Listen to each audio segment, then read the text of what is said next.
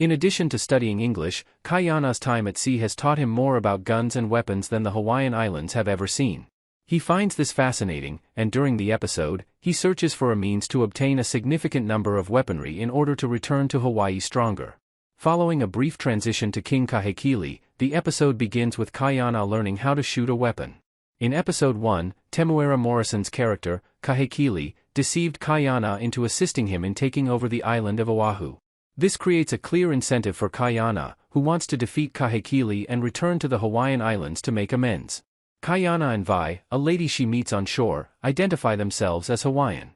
Given that the Western ships will still travel that route, Vi is interested in establishing trade between the English and Hawaii. Knowing that it might be their only option, she aspires to use compromise to limit British dominance. In exchange for his assistance persuading the chiefs of Hawaii to create these trade routes, Vi is prepared to give Ka'iana the weaponry he requires. Vi understands that English traders would eventually obtain Hawaiian sandalwood, which is a precious resource that might be quite advantageous. An explanation of the marriage and prophecy ties between Kahumanu and Kamehameha.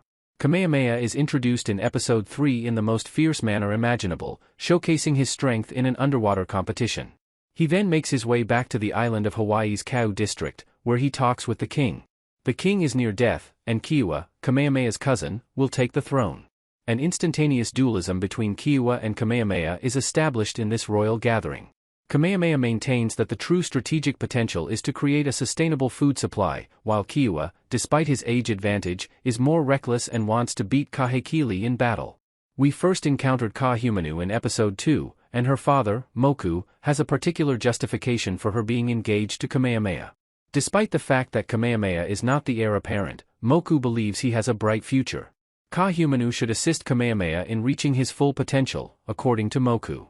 This worries Kahumanu because she was informed during her consultation with the seer Tala that she would never be able to conceive Kamehameha's offspring.